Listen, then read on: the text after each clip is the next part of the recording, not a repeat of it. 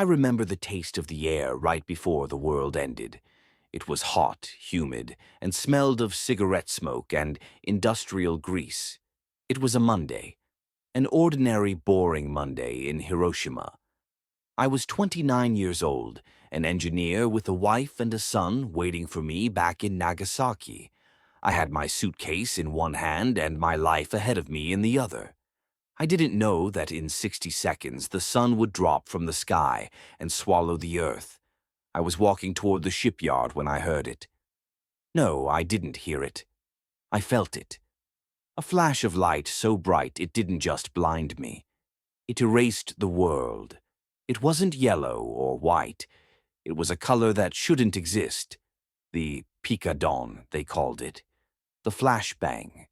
In that heartbeat, silence became a roar that tore the atmosphere apart. I was lifted off my feet and thrown into a void. When I opened my eyes, the morning sun was gone.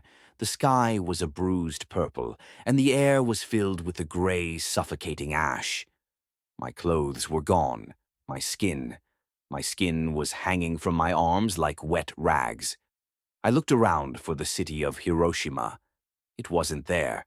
Just a flat, burning wasteland of charcoal and screaming shadows. I should have died there. Anyone with sense would have died there. But my heart kept beating. I crawled through the ruins. I saw things that no human eye should ever see.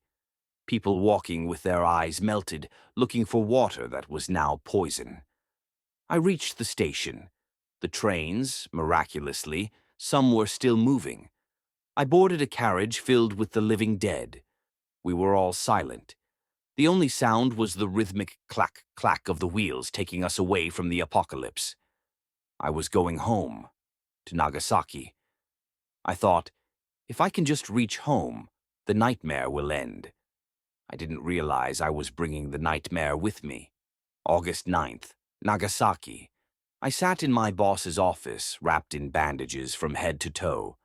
I looked like a ghost. I tried to tell him. I told him a single bomb had vaporized Hiroshima. He laughed. He looked at me with pity and said, "Tsutomu, you're an engineer. Think, how can one bomb destroy a city? You've lost your mind." I opened my mouth to argue, but the words never came. Instead, the light did. The window behind him turned into a furnace. The same blinding white, the same roar from the depths of hell. I didn't even think. I dove under the desk. The shock wave blew the windows into a billion diamonds of glass. The heat was even more intense this time. I remember thinking, it followed me. The cloud. It followed me to finish the job. I survived again. I crawled out of the rubble of a second city in the same week. I was the man the universe couldn't kill, or perhaps the man the universe wanted to punish by making him witness the end of the world twice. For years I lived in the shadows. My hair fell out. My wounds wouldn't heal. I watched my son grow sick from the radiation I carried in my bones. I felt like a monster. Why was I left alive when 200,000 others were turned to ash? I walked through the bottom of hell. Twice. I've seen what happens when we turn science into a god of death. I am Tsutomu Yamaguchi. I am the man who survived the impossible. And my only prayer is that you never, ever have to understand the color of that light. Because if there is a third time, there will be no one left to tell the story.